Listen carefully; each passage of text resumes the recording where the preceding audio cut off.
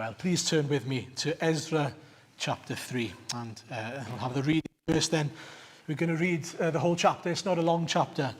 It is 13 verses.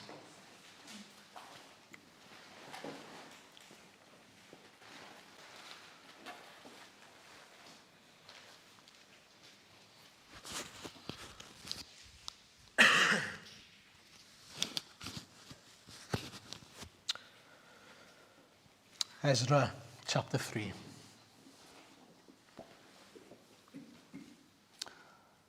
When the 7th month came, and the Israelites had settled in their towns, the people assembled together as one in Jerusalem.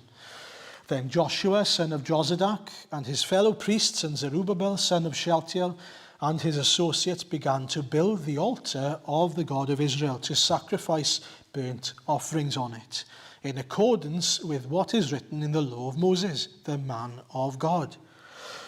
Despite their fear of the peoples around them, they built the altar on its foundation and sacrificed burnt offerings on it to the Lord, both the morning and evening sacrifices. Then, in accordance with what is written, they celebrated the Festival of Tabernacles with the required number of burnt offerings prescribed for each day. After that, they presented the regular burnt offerings, the new moon sacrifices, and the sacrifices for all appointed sacred festivals of the Lord, as well as those brought as free will offerings to the Lord. On the first day of the 7th month, they began to offer burnt offerings to the Lord, though the foundation of the Lord's temple had not yet been laid. Then they gave money to the masons and carpenters, and gave food and drink and olive oil to the people of Sidon and Tyre, so that they would bring cedar logs by sea from Lebanon to Joppa, as authorized by Cyrus, king of Persia.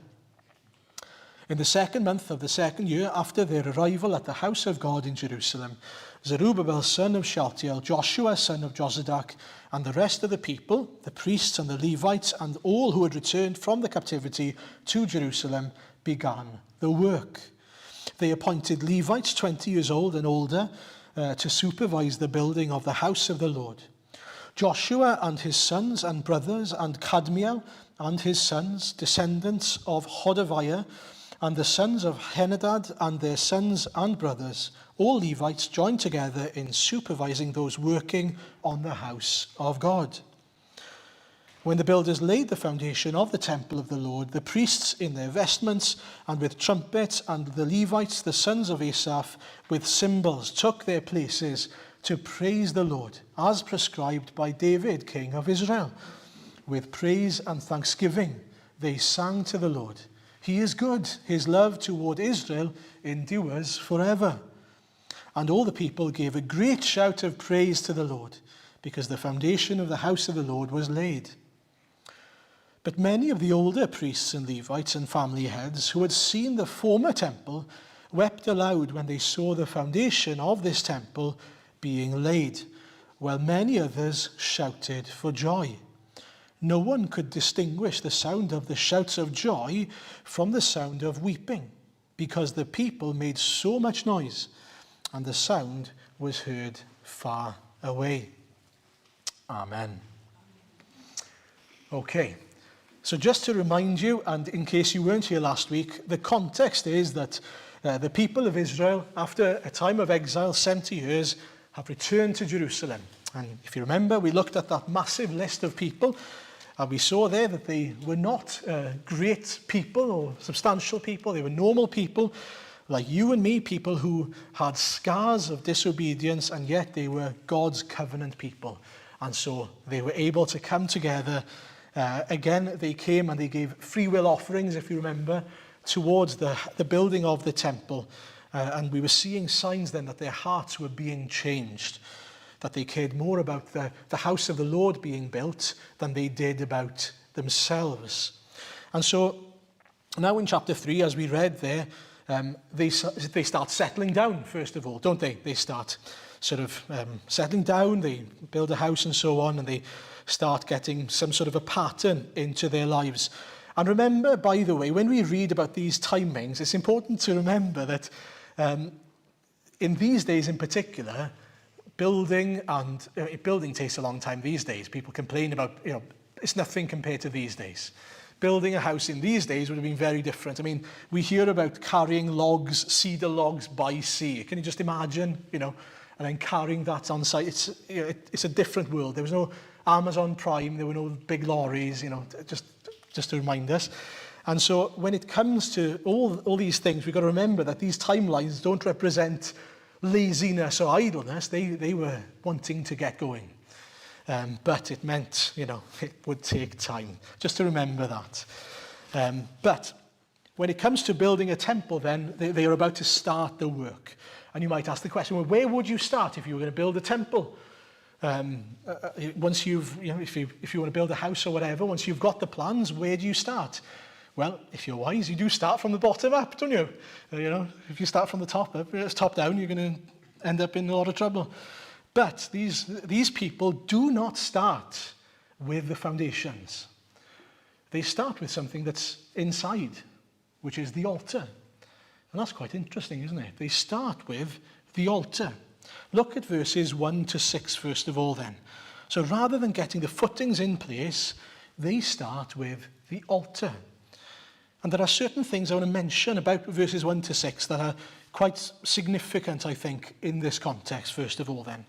Firstly, you'll notice that when they do this, they are in unity. There's unity.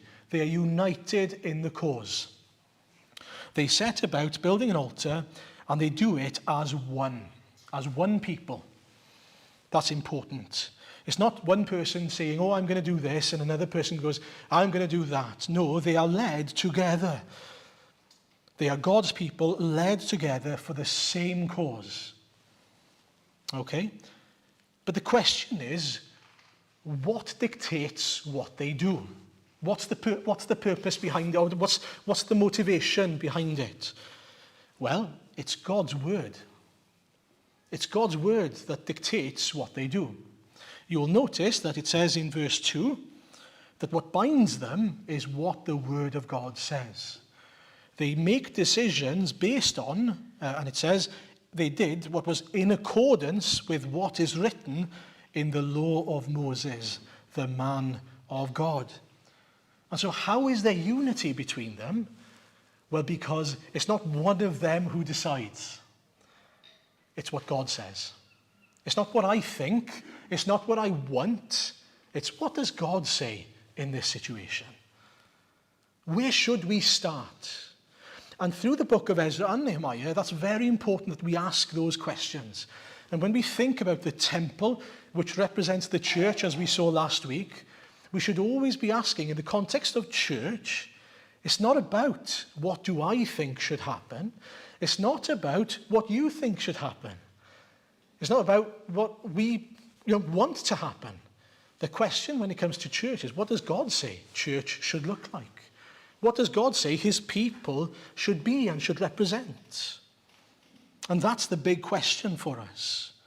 Here then, they look back at the word of God. What does God say they should do? They know they should build an altar and they should sacrifice to the Lord. Very important. And so they look back to the Old Testament. They look back to Moses. They look back to the word. I'll come back to that in a minute. Secondly then, the work is a team sport. You'll notice that you've got different people doing different things. And throughout the Old Testament, that's a very important principle. We saw it in the Bible study, not last week, not this past week, the week before, where King Uzziah was a king, and he was meant to serve as a king, but rather than simply serving as a king, he overstepped his role.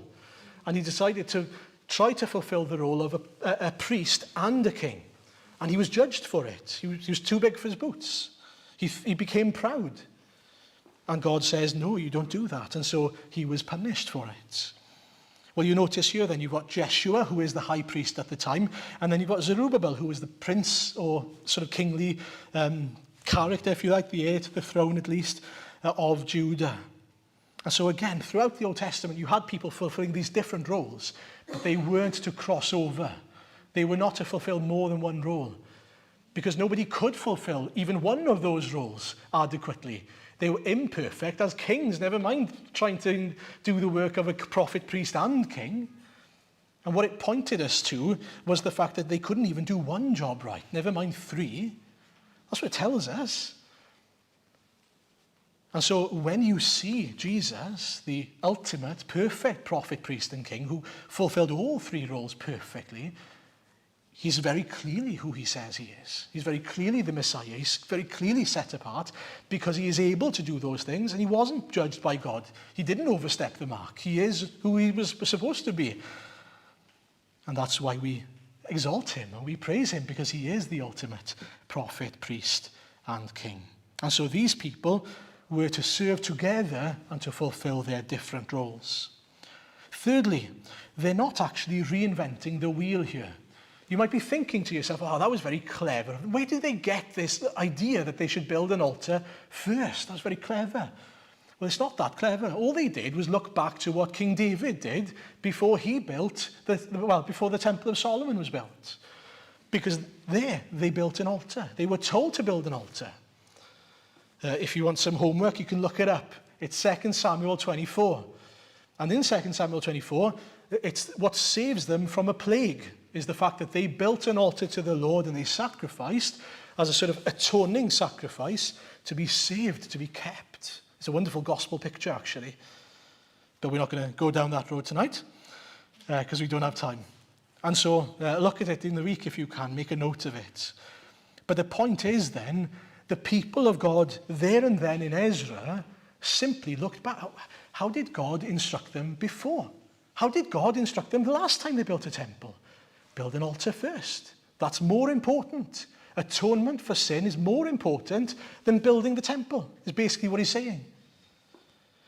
And seeing as they knew that God was the same yesterday, today, and forever, they knew that the same, what that was said to the people of Israel then, was the same now. Isn't that wonderful? That they could go back and see how God dealt with people in past generations and apply it today. And that's simply what they did. It was, again, in accordance to the scriptures, the word of God. And so they take the word and they treasure it. They follow it. They apply it in their context there and then. And I mean, I hope I don't have to apply that to our context today. It's exactly the same thing today, isn't it? We have the same God who works in the same way. His precepts, his ways, his truth does not change. And so if it is true then it is true now. And that's the next point. It's all about God's word for them now. Every time, when you look through this passage, you'll notice that as you read on, that they make sacrifices, that they celebrate the Feast of Tabernacles, and they do it to the letter. All of a sudden. Did you notice with the required number of burnt offerings? They presented the regular burnt offerings. They go above and beyond, in fact. They give free will offerings as well. But everything is, verse 4, in accordance with what is written. If God says this, I want to do it. If God says that this is what pleases him, I want to do it. If someone you love comes to you and says, do you know what I would really like? If my wife comes to me and says, do you know what I'd really like? A bunch of flowers on my birthday. How foolish would I be to give her anything other than a bunch of flowers? Because she's made it explicitly clear to me that her heart's desire is exactly that. Simple. So anything, even if it's something better than that, in my view, it's folly, isn't it, not to give her a bunch of flowers. And you know, that's exactly how we can be with God. No, I'm going to give God what I think he deserves. Stupid. Give God what he asks for, because he's telling you in his word, this is what he desires. This is what pleases me. This, if you love me, you will give me this. And that's exactly the point. These people from pre-exile, doing whatever they wanted to do, ignoring God's law, and they were, because, if you were to look at Exodus 34, for example, where it says, do not worship any other God, for the Lord, whose name is jealous, is a jealous God, they ignored that. They didn't listen to that. They did what they wanted to do. But now, look at them. There's a difference. The posture of their hearts towards God is different. And that's exactly what salvation does for you and me. And it's only salvation that can do it, by the way. When you are saved, when the Lord enters in, that's when your heart changes. It's not before, it's after. The Lord gives you a heart to love the Lord. And when that happens, everything changes. And from then on, you can serve the Lord and understand that this is the key to loving the Lord, worshipping the Lord. And I'll come back to a little bit of that later on. And so a few things we see there from verses 1 to 6. Unity, sharing the Lord between them, working together, looking to the past and seeing what God desires for his people to do, and submitting to that word. And do you notice they do it despite the fact that there was opposition and despite the fact that they feared? There was a fear there. Verse 3, despite their fear of the peoples around them, they built an altar on its foundation and sacrificed burnt offerings. What it tells us is there was opposition. There would have been people probably that had inhabited the land during their time in exile, and there were now repercussions to what they were doing. They were going to stick out like a sore thumb, having built this altar. And people were going to mock them probably even come up against them because they were serving the Lord, which wasn't obviously their God, whoever those people were. And they were scared. But they kept on serving the Lord. Now, we'll see that, I wish I could tell you, and they kept on serving the Lord as they should have done. Unfortunately, you'll see in the next chapter that doesn't quite happen.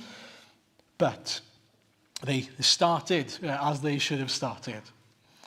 Now, the next point then. What I'd like for us to see next is the picture we're given when it comes to the sacrifices and the feast. So you'll notice now then that on the altar, the reason why they built the altar was so that they can make sacrifices and so that they could have the Feast of Tabernacles. Picture the scene. You've just come back from exile. You want to build a home for yourself. And yet, soon after coming back, trying to put your lives back together, I hope you remember what the Feast of Tabernacles is. God now says to them, I want you to build tents, sort of makeshift shelters. So they've got to leave what's probably just about passable as a home and make another makeshift home to sleep in temporarily. You might be thinking, oh, Lord, give us a break because, we've only just come. Our houses are basically shelters at this point. But no, they build tents. They build makeshift temporary homes to stay in and to sacrifice to the Lord. They give of their time rather than starting to build more and more to worship to God. What does that tell you? There's an awareness. There's an awareness that the first thing they need to do is sacrifice to God. The first thing they need to do is to make atonement, because that's the purpose of the sacrifice. They are not to be workers until their hearts are right with the Lord. In fact, they can't be workers until their hearts are right with the Lord. And so they start with that. There's an awareness of God's word, an awareness of sin. There's an awareness to deal with that sin through sacrifice, and then to sacrifice on top of it. Free will offerings, grain offerings, fellowship offerings. And there's then the celebration of God with those feasts and the sacrifices that they were giving. And it's interesting, isn't it, what feast it was, the Feast of Tabernacles.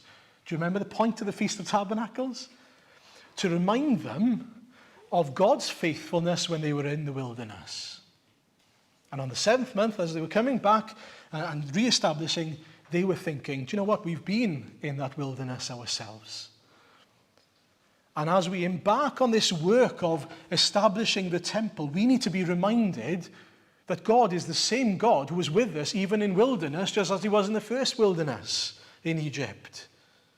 As he brought them out of Egypt, God was with them. He was leading them. He was guiding them. And as he did there, he did in the exile. He's no different.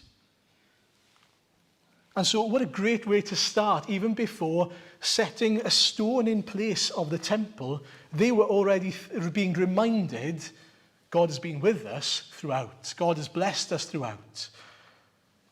God has been, as it says in Ezekiel, I think, a haven or a safe place for us while we are in exile. Ezekiel 11, I think that is.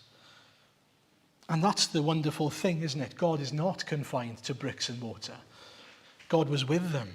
And yes, it was their disobedience that led them there, and it was to sift his people. It was. But he still remained faithful to them as their covenant God and them his covenant people. How wonderful that is. And for us then, in order to be a worker for the Lord, you must come to the altar first. You must come through the merits of that sacrifice, the burnt offering. It's interesting to me that every time actually they build a temple, the first thing to be built is the altar. I hadn't noticed before. That might be me being foolish. The altar first and then the foundations, every single time. And it's even the same with the church. It was Christ, his life, his death and his resurrection, and then the church was established. The altar came first. In fact, Jesus obviously fulfills the role of the altar, the sacrifice, the high priest, everything. He is our everything. And so we come to Jesus. We give our lives. We come through his merits, his life, his death, his resurrection. We receive salvation. But once we have received, what do we become?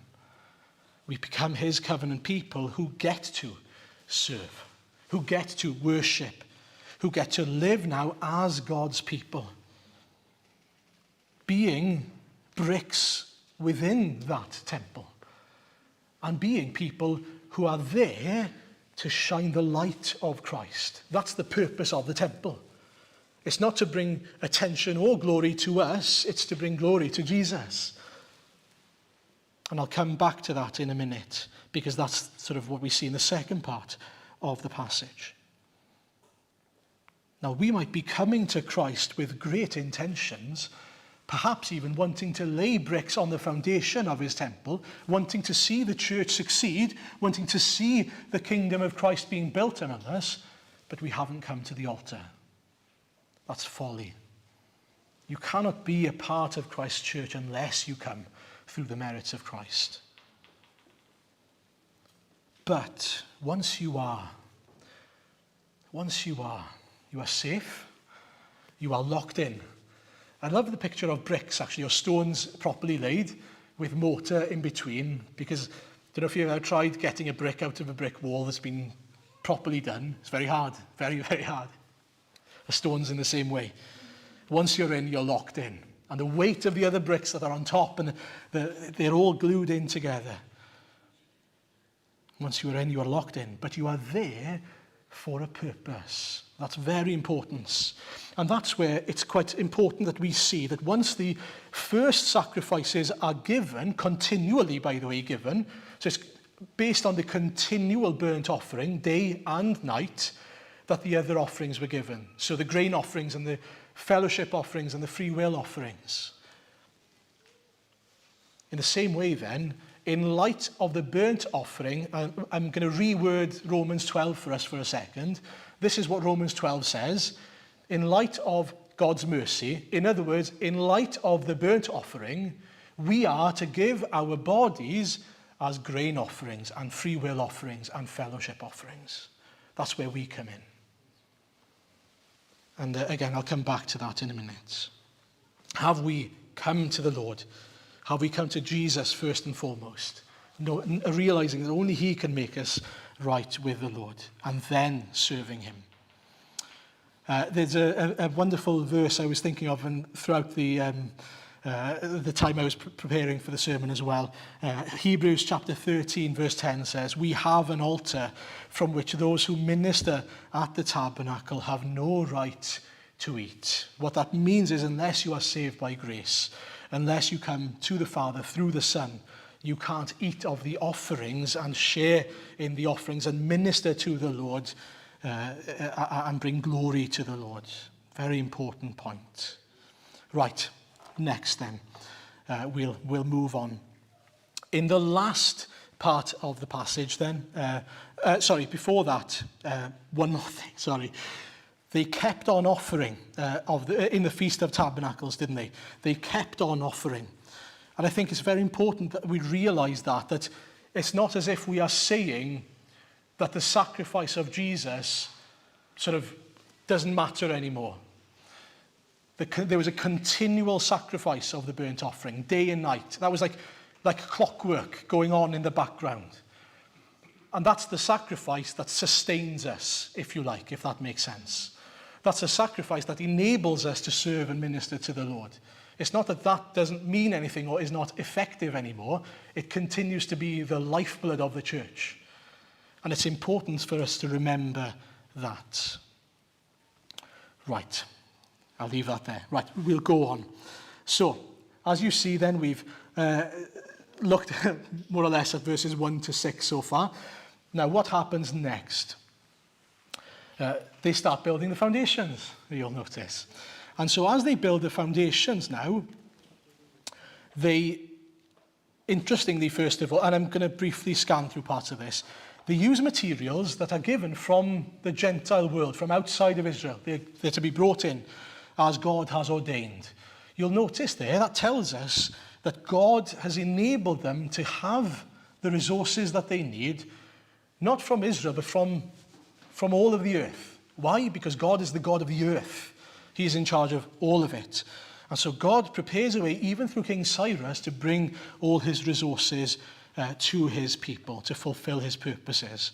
That's the first thing. And then they begin to put in place the foundations. And they work hard at it. They appoint certain people, the Levites, again, people who were to oversee the work of God's temple. That's important. And then they finish the work. And when they finish the work, they praise the Lord. They thank God by singing basically an adapted version of Psalm 136. And what they add to it, interestingly, is the specific nature of God's love, which is that his covenant love endures towards them, the people of Israel. They contextualize it. They say, this is not just the covenant love of God in general, but his covenant love towards us, his people. But then the chapter ends with something that looks quite sad, doesn't it? There's kind of a bittersweetness to it. So look at verses 12 to 13. But many of the older priests and Levites and family heads who had seen the former temple wept aloud when they saw the foundation of this temple being laid, while many others shouted for joy. No one could distinguish the sound of the shouts of joy from the sound of weeping, because the people made so much noise, and the sound was heard far away.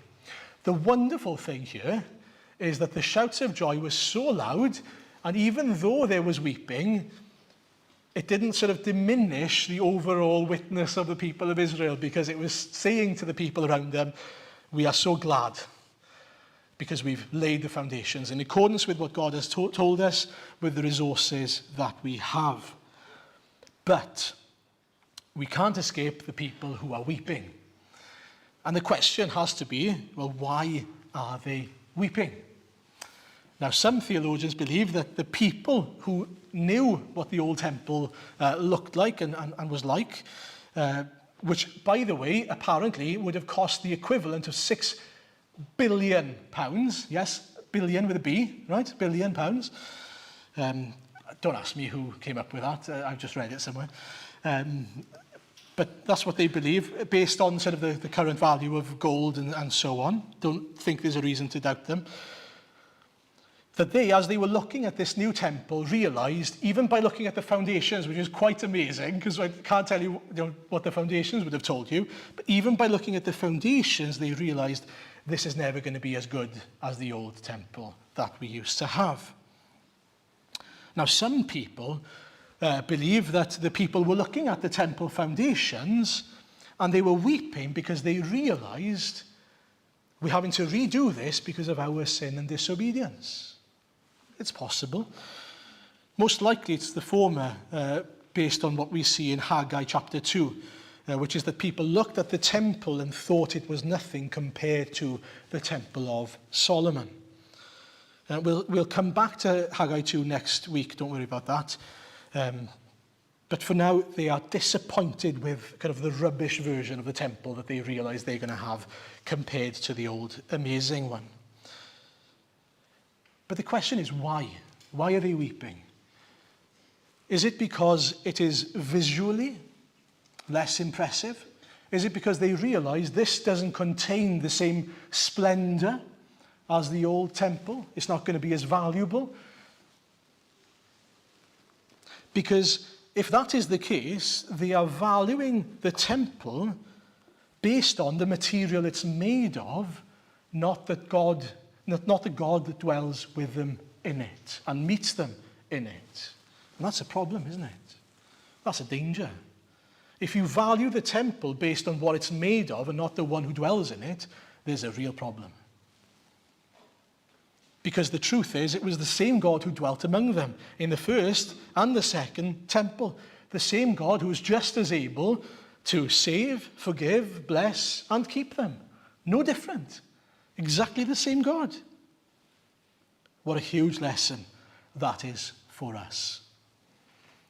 The Temple of Solomon was built with the best resources that the people had at that time, in order, we pray, to honor and bring glory to the Lord. And if that's what they were weeping about, then there's an even better lesson for us there.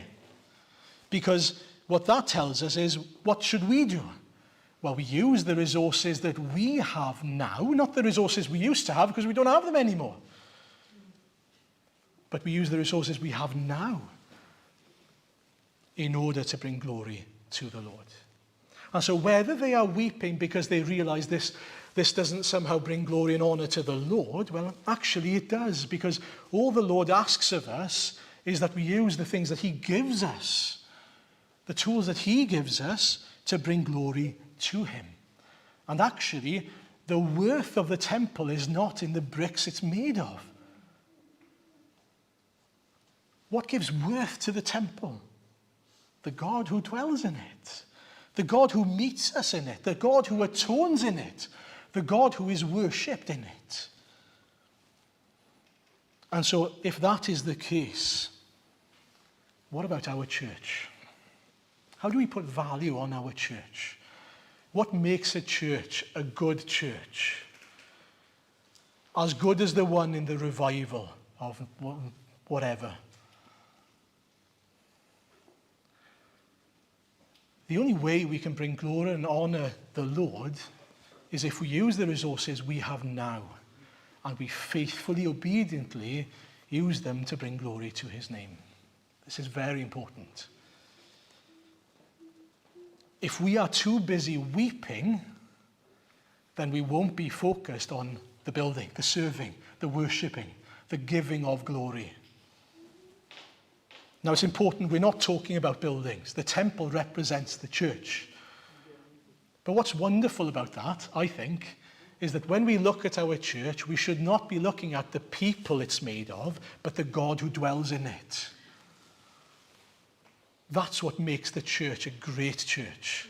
God dwells among it, among her, I should say, as the head, the lifeblood of the church. And the church responds by serving with the resources that she is given. Now, we can be negligent in not serving. Of course we can.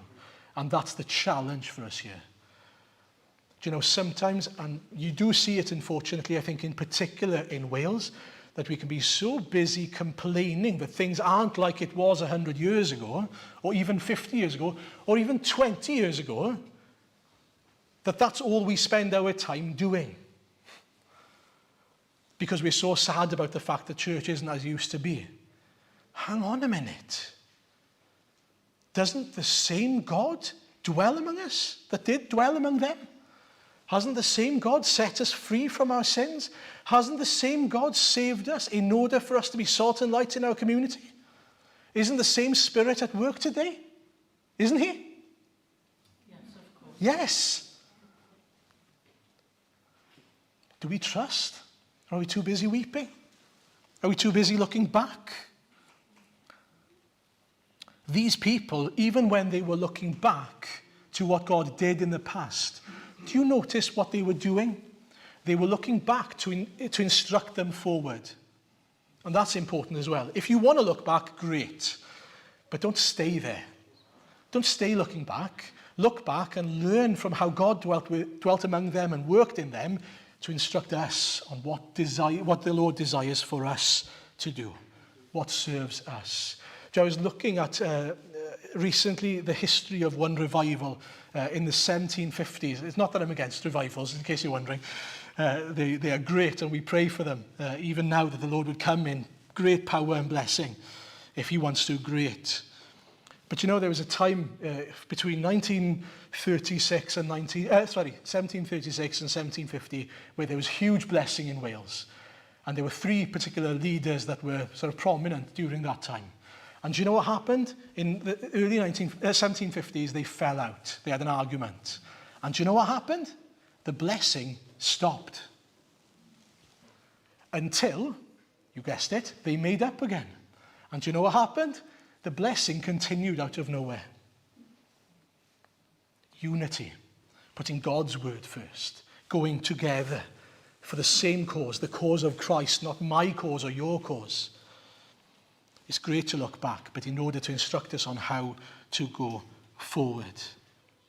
And so, do we care more than anything about the God who dwells among our church than what our church might look like in terms of the outward appearance to other people? We might be a small church compared to others. We might look like a weak church compared to others. We are the church where Jesus dwells. We are a church who seeks to serve, honour and obey him. That's all that matters. And you know what's great about that is that's wonderful because it pleases the Lord. Because that's what he wants for us. He wants us to be candlesticks who uphold the light of Christ in our community in this area and who serve him as the church we are called to be. I was thinking about that. I don't know if you've ever tried looking at a lamp. If you look at a lamp directly, you're not looking at the fixture that upholds the lamp because the light itself is so blinding. The church is the candlestick. It's not about us. It's about the light that's on top. And it's so important to be reminded of that. Who is to take center stage here in this church? The Lord Jesus. We have this treasure in jars of clay so that his glory might be revealed through us. And so we praise God that the same God who is here, the same God who's dwelt among his church throughout history, dwells among us. In us, we are temples of his Holy Spirit and the body of Christ here in Carmarthen. Do we celebrate? Are we rejoicing this evening? Because we have such a privilege. He has called me. And yeah, we might be a small church. That doesn't matter. Because we have this great privilege of knowing and serving the Lord. What I do pray is that we would be cautious of heeding that warning. Or a challenge maybe, not even warning, but the challenge and the privilege that we have of now being the people who serve the Lord, being the church. You have been saved in order to live a life of good works, a life of obedience, a life of service to God. He hasn't saved you so you can go back to your life of sin.